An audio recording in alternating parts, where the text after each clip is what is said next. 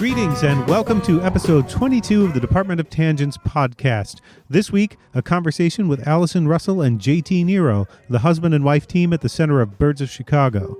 I sat down with them before their show at Cinema Salem at the beginning of February. They had just finished recording their upcoming album, Love in Wartime, 9 days before in Chicago, and went right back out on tour as befits their band ethic.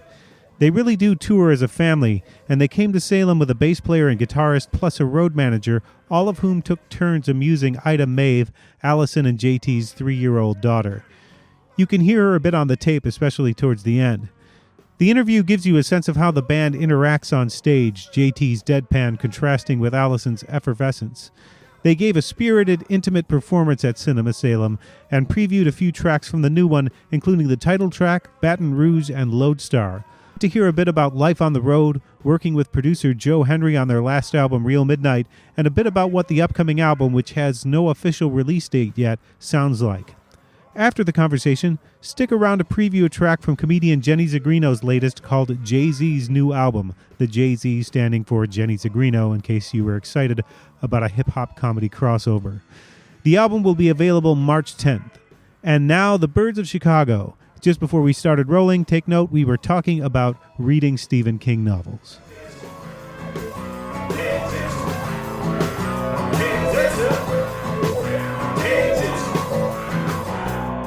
Do you guys get a chance to read or do much on the road? You're on the road a lot. But we long drives, so we can read on drives and hotel rooms. And yeah, I used to do a ton of it now. A little less with our 3-year-old, but with the gal we do. Uh-huh. But you appreciate it more. Yeah, that's right. You don't take it for granted anymore. How is that touring with your kid? Miserable. It's not miserable. I think, being new parents is just has its own set of challenges no matter what you're doing. So we feel actually pretty lucky that we get to be together with her on the road.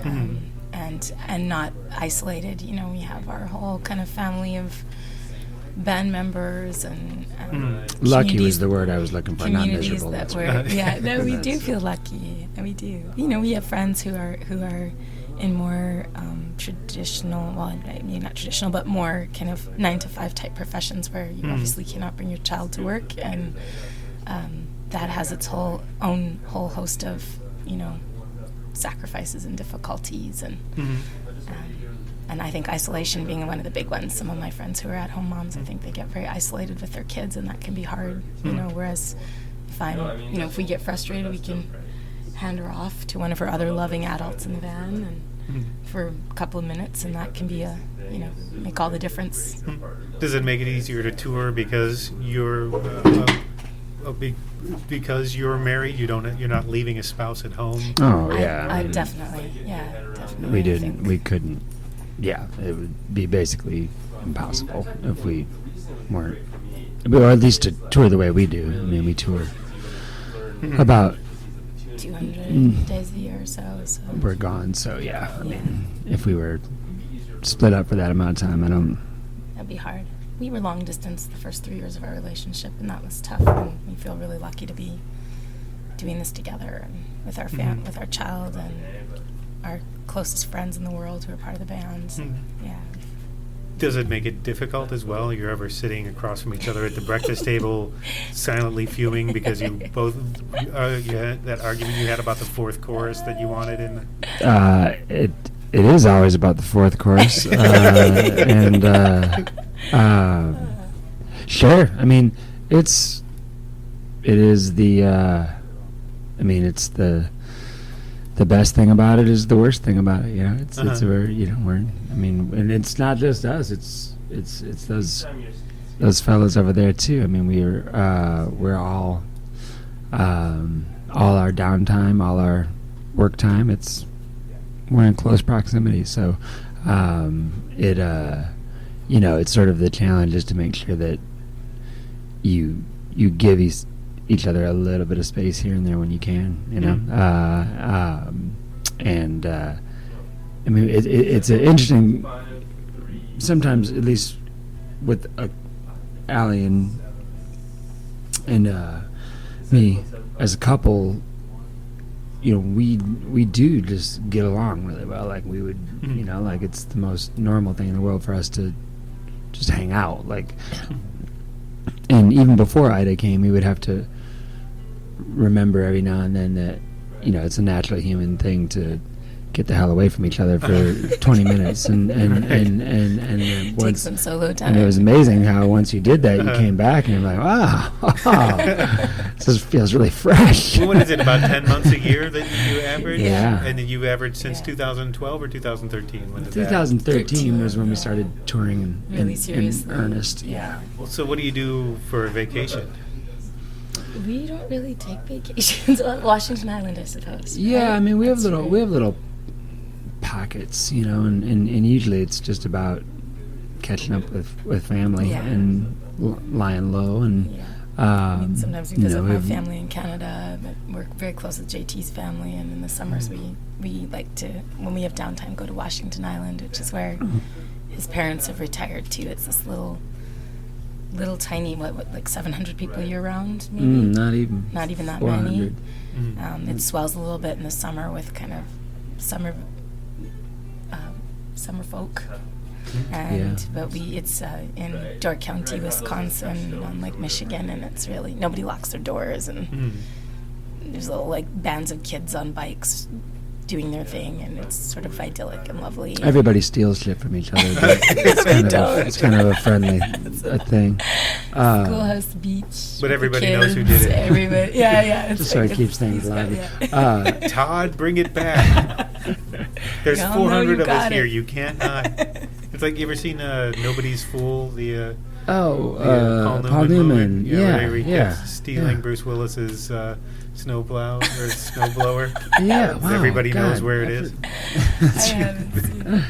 But as far as Chicago goes, which is sometimes we're gone so often, and our neighborhood in particular is changing a lot. We'll come home from 4 months of touring and feel like we're in a new town. It's a bit destabilizing, but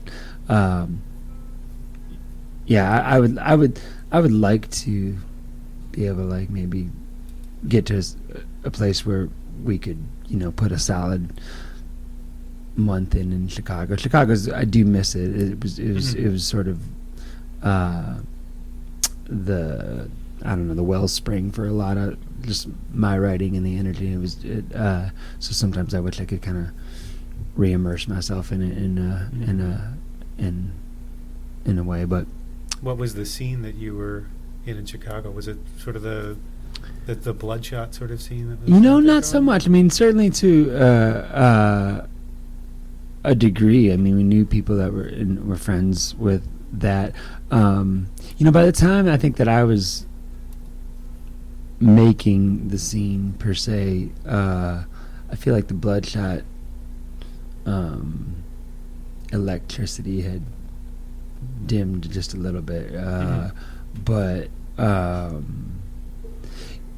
that's one of the things I dig about Chicago is it's pretty cross-pollinated as far as scenes and musicians and artists, and so I mean we definitely would play shows at the Hideout, which was sort of the ground zero for the Bloodshot thing, but it also was ground zero for a lot of other scenes too. So it's just I think more in just the energy of the town in general, like the park where we live close to, a place called Humboldt Park. It's just It's our favorite it's sort park. of an amazing, Beautiful. wonderful, sometimes terrifying, Why city terrifying? park. It's just it's just got it's a pressure cooker of everything good and bad about living in the city. I suppose not that much different from Central Park or something like that, but it's all there. Yeah, and you well, feel that's- that it's crackling with that, There's sort of some national attention on Chicago now for all the wrong reasons. Yes. Yeah, and that has, in Humboldt Park, that's not like an epicenter of that. I mean, the real war zones are farther west and farther south. But Mhm. it is a contested sometimes gang area, and overall though it's sort of treated even by the gangs as a bit of an oasis where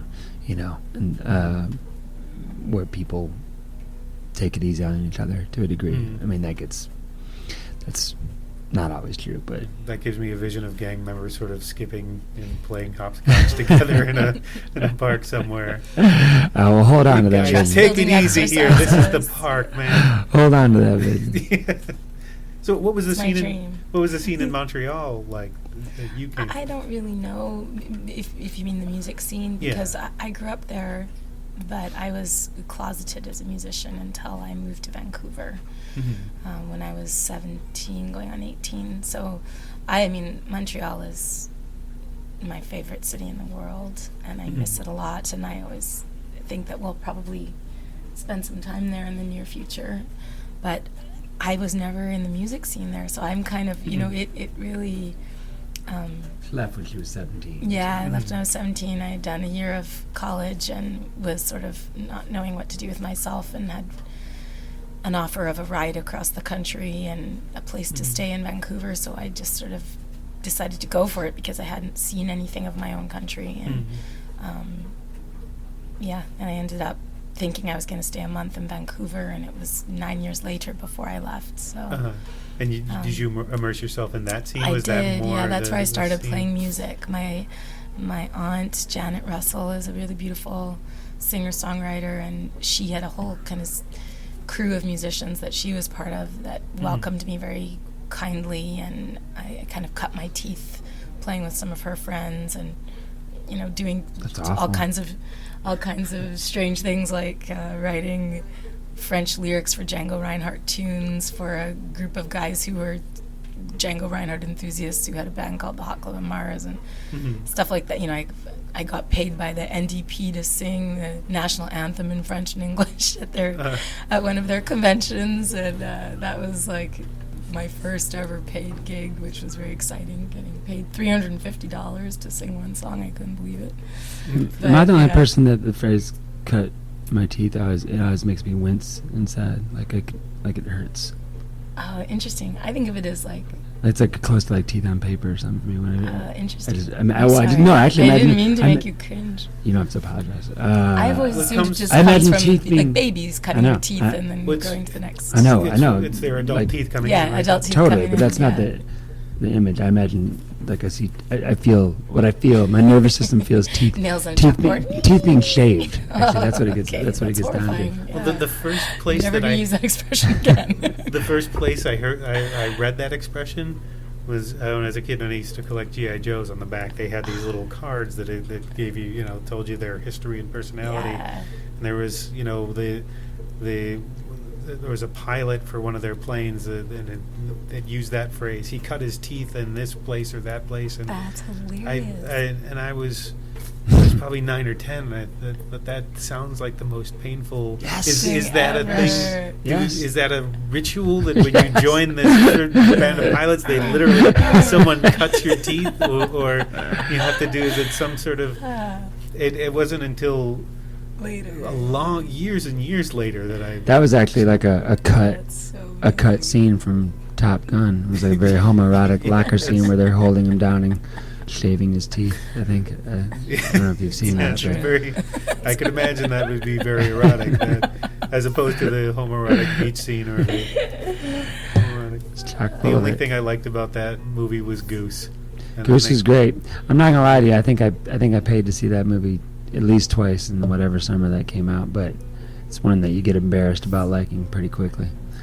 There could be a podcast on just that subject alone. On just Movies Tom? movies that you like when you saw it, and then within a very short time you're very embarrassed that how much you liked it the first time you saw it. The movies that don't age you know, Don't for, age well. for whatever reason. a friend of mine posted something about that recently. What are movies that you liked as a kid that embarrass you now? And there are things like 16 Candles, which I still love as a movie, but Long Duck Dong is not exactly Yikes! Yeah, the most Yeah. sensitive of portrayals of Yeah. an Yeah. Asian exchange Yeah. student. at all. Things that become totally cringeworthy later. Yeah. The other I told you that. I was shocked by all my life. All of my friends were like, "You've never seen the Goonies. You've never seen the Goonies. How could you have not seen the Goonies? It's the best." And when I watched it, it was horrifying to me. It was not a good movie. It's no E.T. I would say it's no E.T., but it's got its charms. I don't know. Talking about sort of painful stereotyping and just uncomfortable, weird, not funniness, I found it to be high quotient of that and low in actual charm of the kind of what I associate with Spielberg, which is that, that amazing ability where you feel like it feels so real, the children's world, whereas this one just felt like pantomime to me. I don't know. Have you watched The Goonies recently? That's what I'm saying. It's my challenge to you. Watch it now. Because I never saw it as a kid, so I will. Maybe it's different if you saw it as a kid. But that was one of those movies that I was like, how can you have not seen this film? You have to see it. And then I watched it as an adult and was sort of nonplussed. So I was warned away from a film like that I loved as a kid. I'm trying to remember the name of it. I'm forgetting. It was an early Arnold Schwarzenegger film where he played a cowboy who is a comedy. Kirk Douglas was the bad guy. And it was, what's her name? The redhead from the Elvis movies. I'm forgetting her name, but it was a slapstick comedy. And it was one that I hadn't seen in years, and I was thinking, I should probably see that again. And I'm pretty sure my wife hasn't seen it. I thought, I should watch it. And then I met this friend that I hadn't seen for 30 years. Yeah. And one of the things he wound up saying is, I was so looking forward to watching this with my wife, and I was terrified every moment we were watching. I was so embarrassed. It was so bad, every minute of it, everything that you remembered about it. That was good was... and he had been building it up for like a month. No, and then she was questioning. I think it's humor. Humor is always going to be the thing that or certain modes of humor, just date the quickest. And when they become really popular, whenever I hear an episode of Friends right now, just this the style of the line delivery right now, it just makes me cringe. As soon as I even hear, I loved that show. Oh, everybody did. There was a minute. People will try to tell you they didn't now. There was a minute where literally everybody was watching Friends. I remember that. That was, it was when I didn't have a TV though. It's pre-internet stuff. So it was the last days of the true must-see TV thing where everybody it was an watching event, at the same time and from wherever they are. Yeah. But it was probably the last time we all had that kind of thing in common. Yeah, it was the last run of that. Problem, Seinfeld and Friends and whatever those late 90s. Is there too many channels now? Too many places you can get things? I feel like and also the time aspect, though, like you said, it's if you're watching a show, it's you're binge watching it on Netflix. But that's a whole new community of fans who find each other. Do you know what I mean? There are communities around the whole. There's a seductiveness to that. It's sort of a golden age for that reason, I think, for TV because of Netflix and on-demand streaming. You can watch a whole season of something and be totally immersed in these characters. And I feel like there are all kinds of groups of people that get really obsessed with the show and find each other. You know what I mean? It's just a different thing, I guess. Before we get too far, I just want to, on record, say that Goonies has some good shit in it. I challenge you both to watch it. I'll watch it again. I watch it with you. And didn't you find it painful? I think that you did, and in fact, you said something to that effect, or you were just maybe saying it to appease me at the time. That's also possible. But so funny. I actually thought it was great. I just didn't want to get an argument with you. I've probably seen Goonies 20 times. So I found it a little painful. I'm a big it's got some good Spielberg shit. fan. It's not one of his best. E.T. It's not a complete. Does this whole sort of philosophy find its way into music at all? I mean, appeasing her? I mean, you got an album list? You have a really healthy relationship. You got discography? I'll just point out some songs. I'm talking about the idea of sort of a timelessness, trying to achieve something that doesn't that 20 years from now people are still going to like? Well, that's a good question, and the answer is yes and no, and that's what you hope for. But I think you're pretty much screwing yourself as soon as you're as soon as that's your white whale, then you're in trouble. There's a lot of things with music and art, I think, that as soon as certain aspects of it become self-conscious, you're in hot water. Mm-hmm. You do have sort of a philosophy of keeping it simple. Is it? Do I have that? I've seen you sort of say that in interviews before. Do I? Well, have that? we have a philosophy of keeping it simple, but it's actually a very complicated philosophy in which we hope critics will call it deceptively simple or deceptively complex. But yeah, for sure. That's something you can't really do on purpose. It's a hard thing to capture doing something simply. Yeah, well, I often have pretty, I'm sure, tedious conversations with people in other art firms because I'm curious about it. Like, because I think there has to be a negotiation between whatever part of your brain edits and is sort of governing, the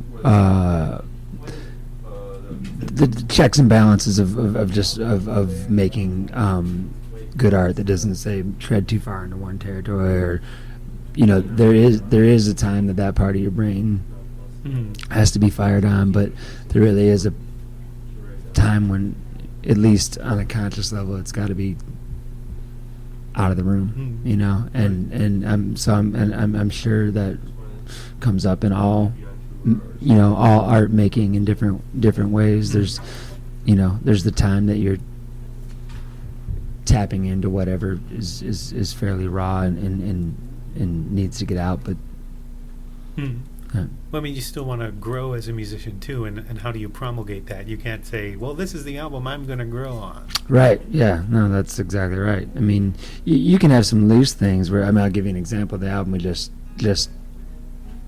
recorded. The previous album we put out in 2016, or the Real Midnight, it was a fairly spacious, sparse, melancholy kind of suite of songs, and when we came out of doing that, we knew for the next record that we wanted to make a little more of a rock and roll record, a little more of a rock and soul record, something that just had a certain momentum to it, and it wasn't so much a conscious. Well, it was a conscious decision, but it was one that was based out of we just did that, and I want to do this now. Right. Now we want to get into this shit, and and theoretically, hopefully, you're always following that, whether your gut's telling you to make a mariachi record, or you're following it. And that was Love During Wartime. Is that the name of the? Love in Wartime, yeah. Love in Wartime. The new one that we just recorded. Just 2 weeks ago. A week ago, right? It's called Love in Wartime. Yeah.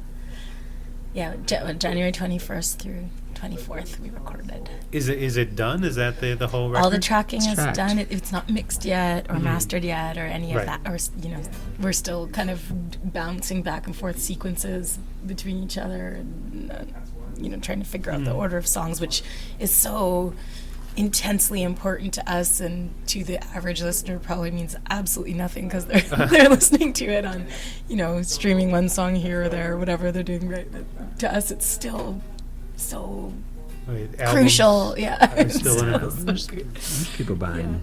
I feel the same way about albums, and it's been a running thing in the last couple podcasts I've done with musicians talking about it. Yeah. How albums are kind of a lost. Well, they are and they aren't, because vinyl sales are up, which I think is so wonderful, and amongst much younger listeners, and I think that's beautiful because those are, the next generation getting into the art of the album, which I think is very hopeful. Yes, the album with the download card in it, so you can get the physical thing. Yeah, man. If I had my way, I'd like to see CDs disappearing entirely, and and Well, they are. have it. It's happening. Well, I'd like Slowly it. but I'd like surely. it to be just be right now, so we don't have to worry about making them. You know, and exactly that. Have the album, the download card, and I mean, there's a buddy of ours who's talking about basically, you know, it's a constant talk amongst touring musicians is how to diversify your merch portfolio in a way that, you know, people are going to buy something before they leave, and his deal was, you know, coffee cups, you know, whatever, but no matter what you buy, it has a download card attached to it, basically, and there's a little markup, you know, not a big one, but you know, so but they're taking the music home regardless. That's a good idea. And, yeah, it's like one of those things where it is probably going to be a good bottom line idea. It's a little like, it's one of those things musicians are going to have to get over themselves, because it's a hard thing to sort of swallow, like, because we still think of like the album as this kind of hallowed thing, but you know, and maybe that you feel a little shabby when you're just, you know, taping the download card to the download card to the back of it's a, such a you know, on the handle of a like- coffee cup, a Birds of Chicago hot coffee cup, you know, but It feels like here's a coupon for my Yeah. music. Yeah, That's exactly- It totally feels It's like the that. same size and It's a shape little- as yeah. something you would get $2 off a 2 It's a liter. little of too Coke. raffly, yeah. It's Right. like, it's But the just thing like, is, oh, people no, want no. to support, Yeah. and they will buy something, but they're just you know, particularly with the kids these days. You know, they're. I mean, I can't tell you how often someone comes up with their phone and is like, "This is you, right?" And I'm like, yeah, that's me. Okay, you know, and then they, you know, fine, They great. don't realize the picture has changed and it's something, you know, intimate that they did a couple weeks Yeah. ago. No, it's not me. It's I not I've think never seen that's that me. person before in my life. the problem with phones these days.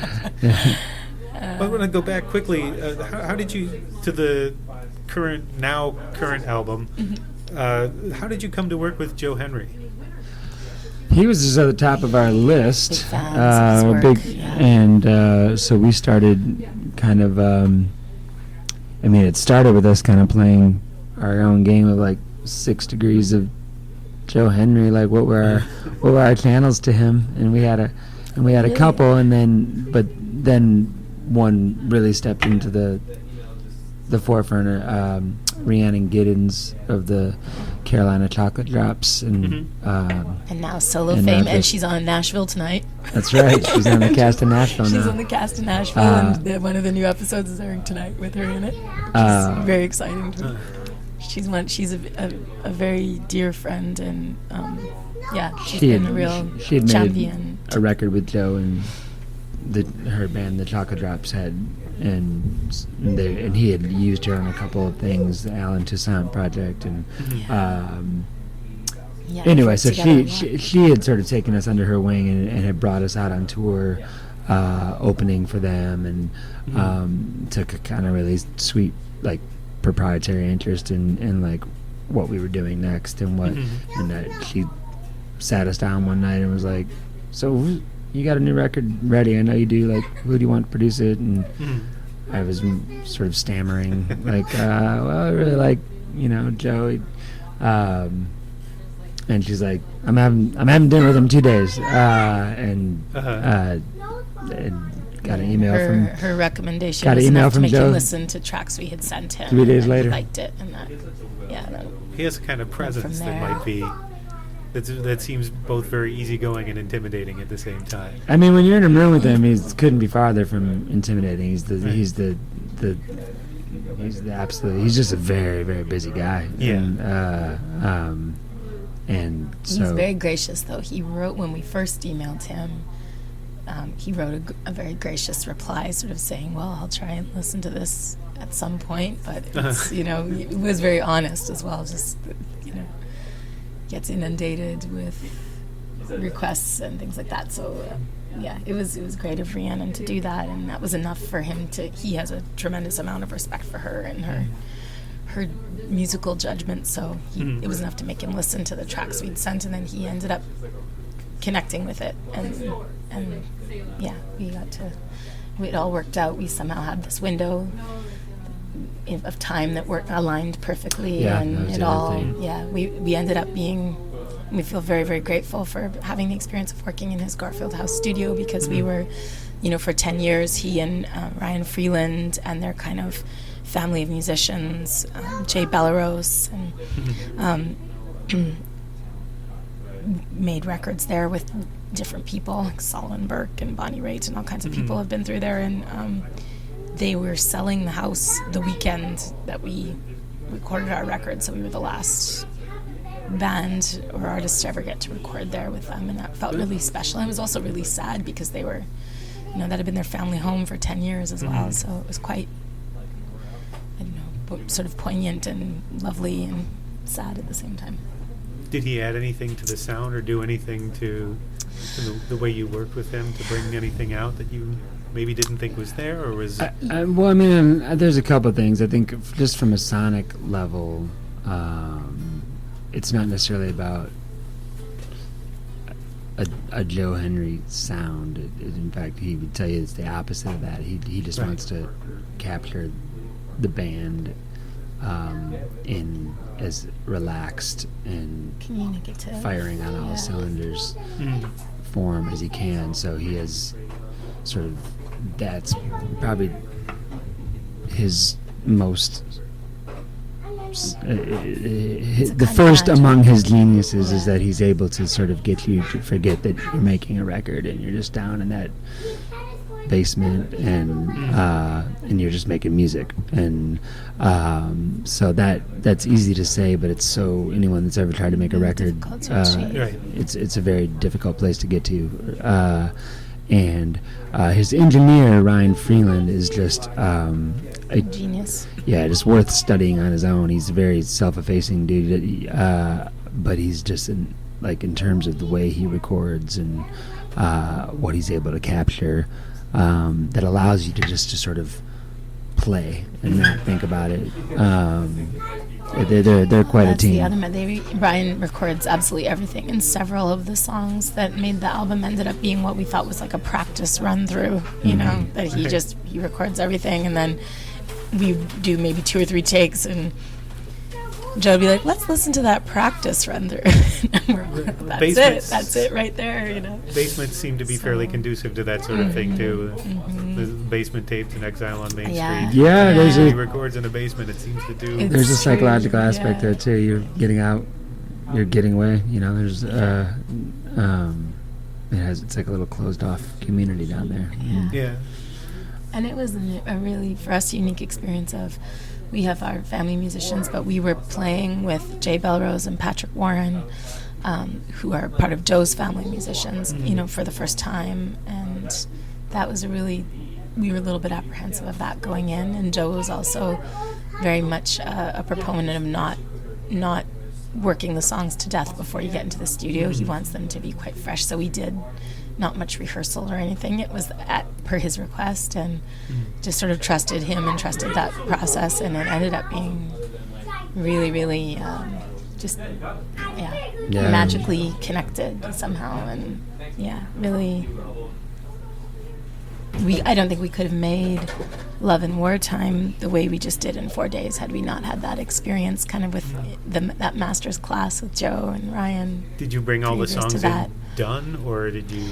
To Love in Wartime or to Real Midnight? To Real Midnight, and we can ask the same thing again. A little bit. Done in the sense, just lyrics, chord changes, melody, but as far as what everybody would be playing in arranged, they were not arranged at all. Not arranged. And that group had never all played together before. Before the recording sessions, we met Jay and Patrick the day we started recording. So, and that's Joe's thing, and it was amazing. That's like that he wants to hear musicians that have sympathetic, empathetic, music personalities. So it has to be. It can't just be anyone. I think he chooses his projects carefully because of that. In a setting though where he thinks, and he's right, that you listen and respond differently the first times you're hearing something than after necessarily you've sort of hammered out or articulated a part. So, it's not. I don't think. There's plenty of records that I love that are very meticulously. We're meticulous. The opposite of that. There's sort of meticulously hammered out in parts. So it's just a thing, and it turns out that a lot of the records that I really love are done that first way, and a lot of them, done that way for economic reasons, and for what you get in there, and the band takes a couple cracks at it, and you hope you caught something, and it's expensive. But it was a very freeing way to record, that's for sure, and I think even if we do. I think we will always keep that ethic with us in the sense of,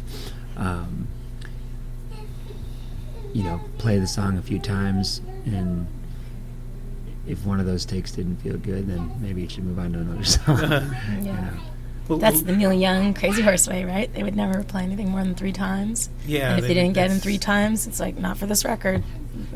Keep going. I think that's insane to contemplate how good some of those albums were with that philosophy.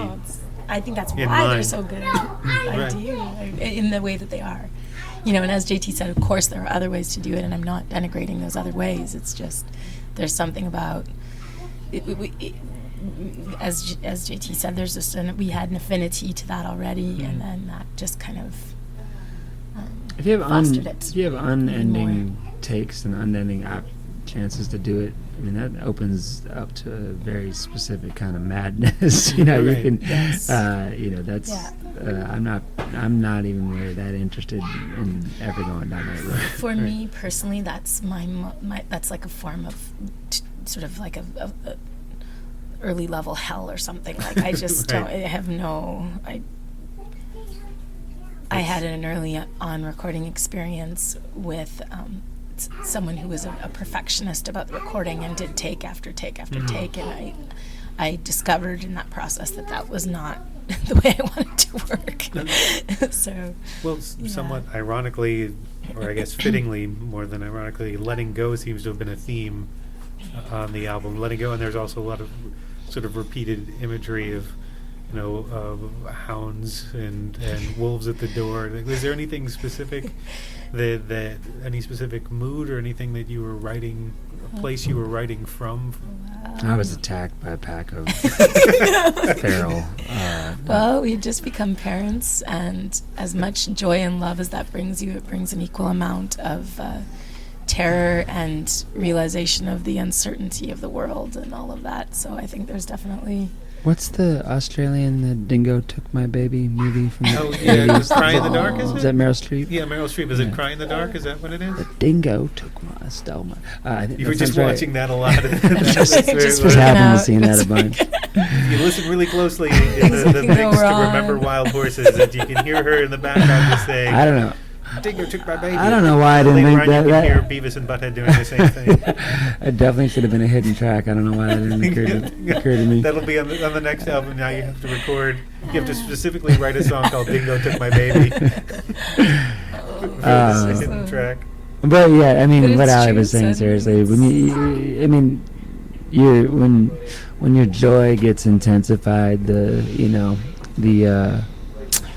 antimatter, that gets pulled up with it. So you're more aware of when the more beautiful something gets to you, you're more sensitive to the notion of it being ripped away. So yeah. When I was searching for the lyrics for Remember Wild Horses before I found they were actually on the site, I found one of those lyrics sites who quoted the lyrics as, "I saw an old buddy laughing at his beard," instead of laughing at his beer. I just wanted to bring that up in case you wanted to consider keeping that one in. Good to know.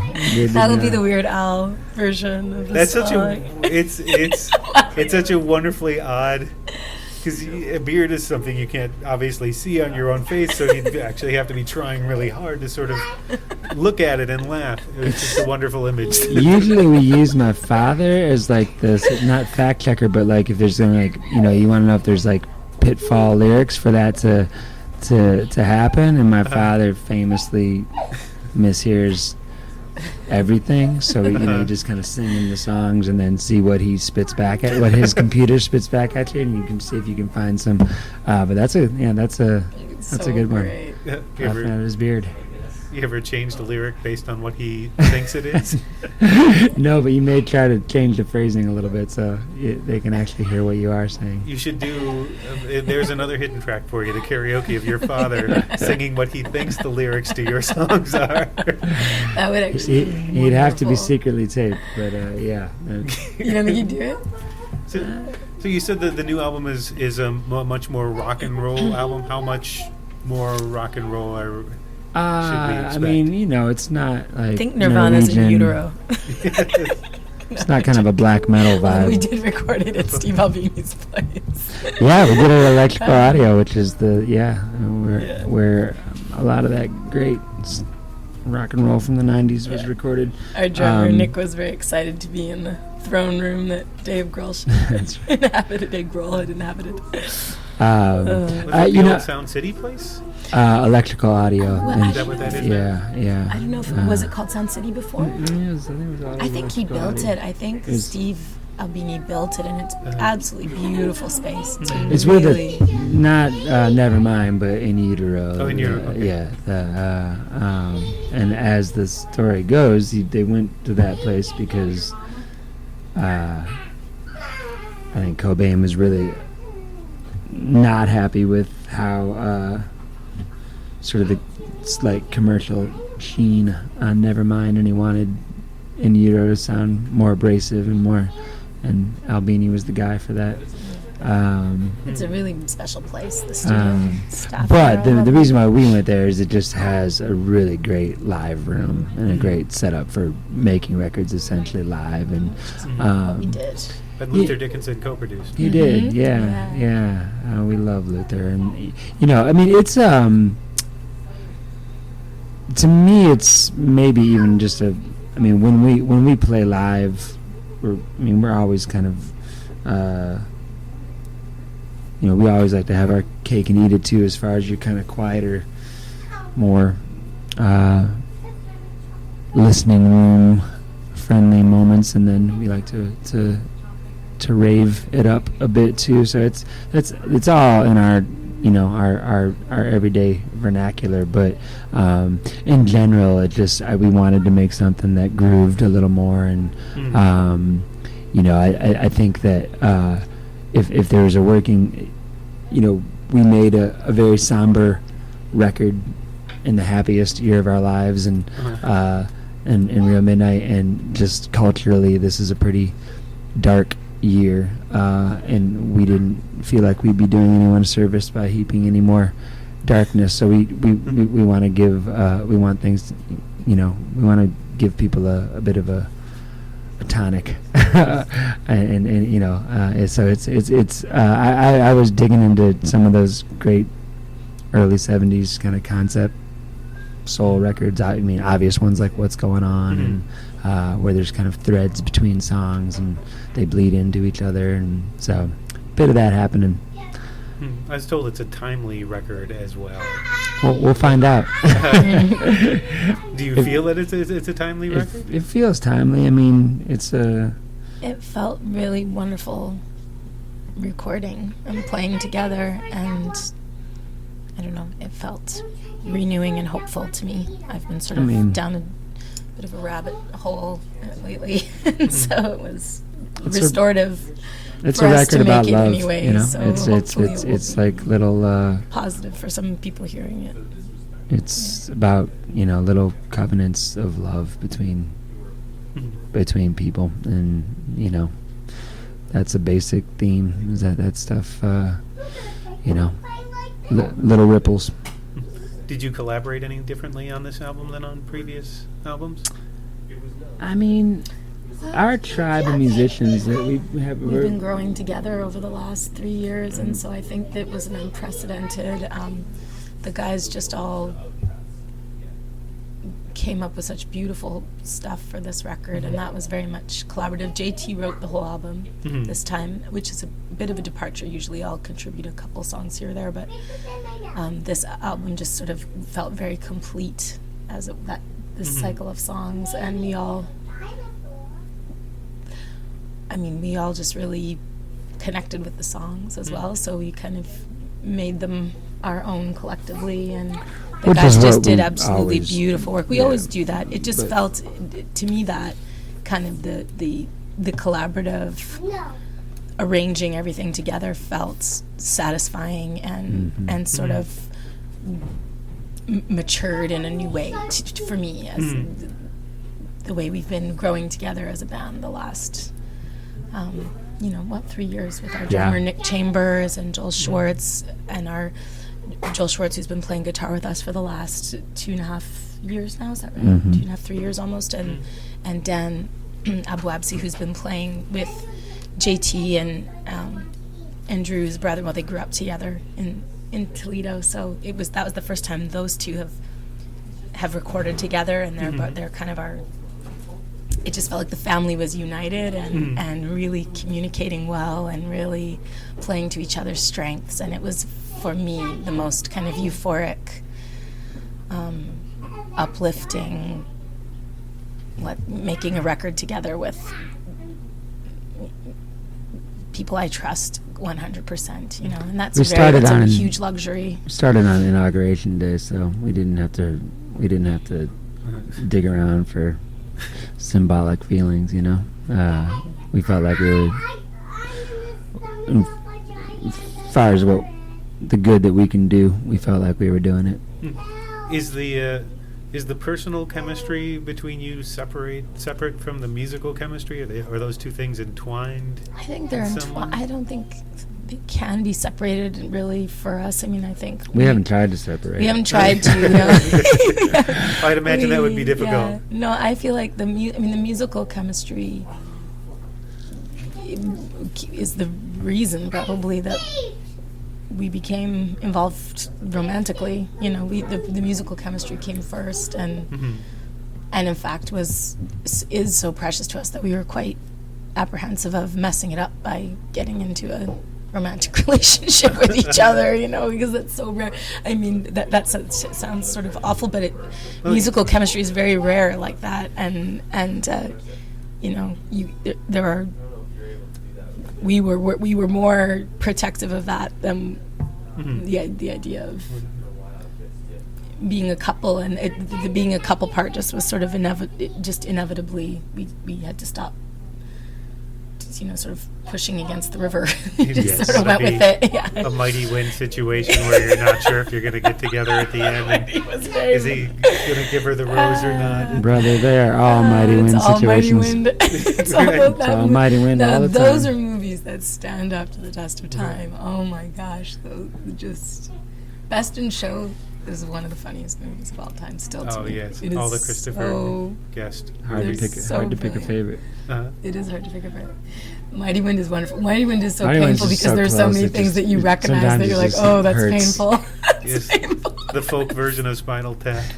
Well, I'm sure there's stuff in Spinal Tap that's relatable as well. Yeah. I haven't talked to anybody. I would like to find someone who actually went to the... I just heard that story, how the Folkman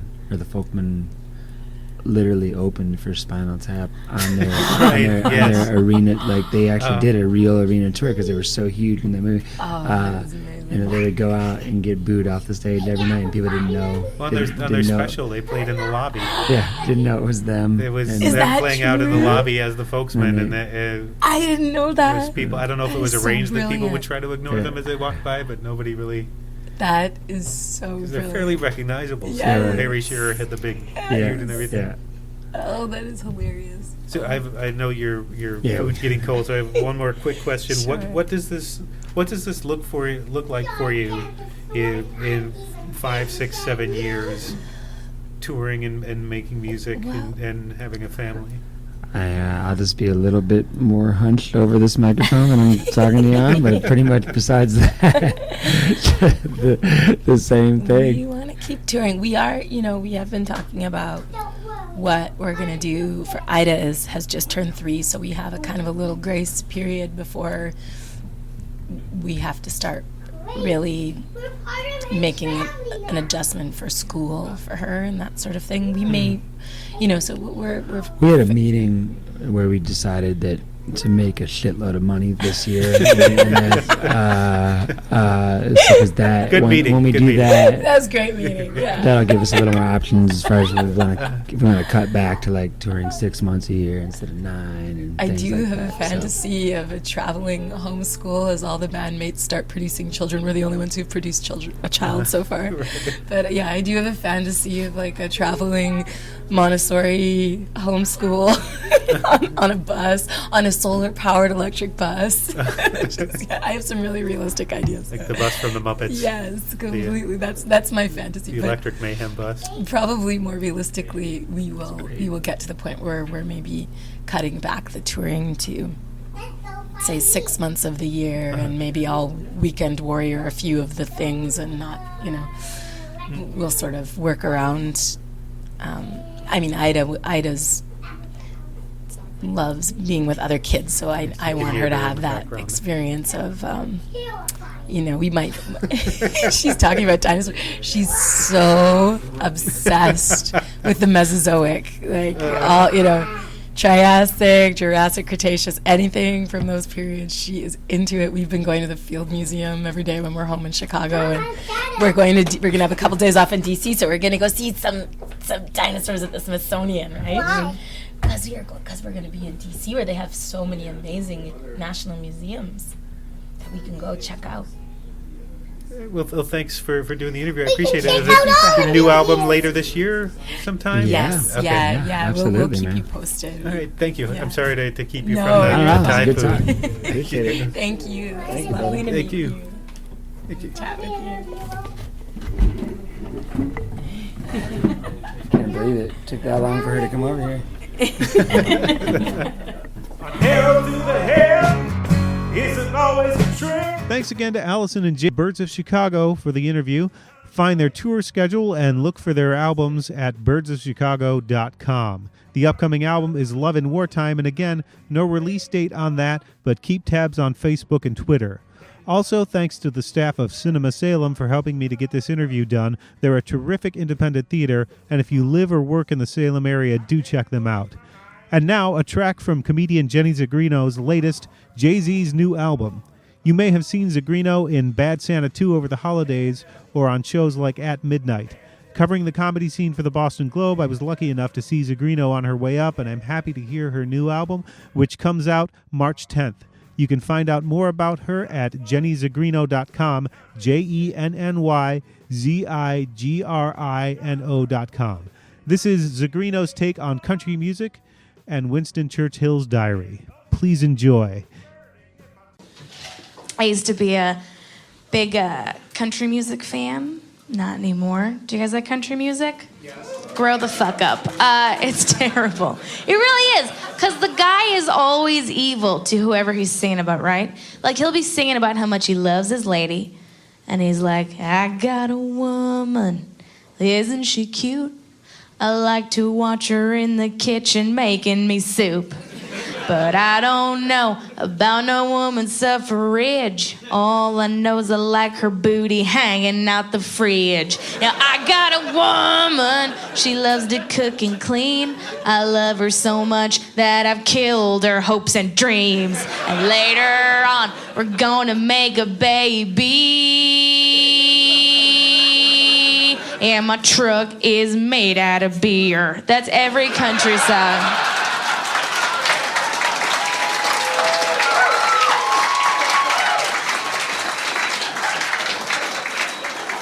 You guys are welcome.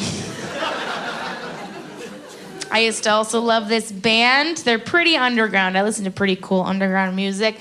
You might not have heard of them. Korn. Yeah, it was pretty cool. And I used to have a poster of the lead singer above my bed. And sometimes at night, what I would do is I would kiss it because my boyfriend wasn't around because he was out of town and not real. So, it's too bad.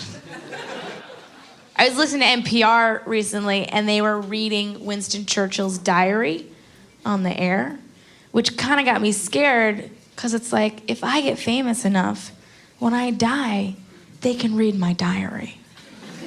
And then I thought, what if his diary read like my 14-year-old diary did? And I can just imagine him writing in his diary being like, "Dear diary, today the Prince of Wales was sunk by the Nazis, and my heart sunk along with it. And then on the common of the White House, FDR called me fat, and I said, well, at least I can bloody walk."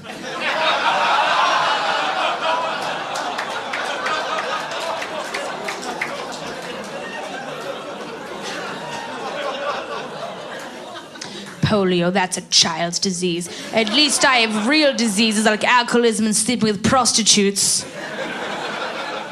Speaking of alcohol, how much did you have to drink to sleep with that wife of his? Woof! Oh, come on, she was ugly, you guys. I love her, but come on, that face. I love Eleanor Roosevelt. She's like a really strong, one of the first feminists, you guys, and I'm happy to say that I am a feminist. Okay. Felt a couple of buttholes tighten up there. But don't worry, you guys, I am a feminist in the truest sense, in that I just want fair wages for women, right? Equal rights for women, and that all men should die. I don't see... Why is this a problem? Neil Young.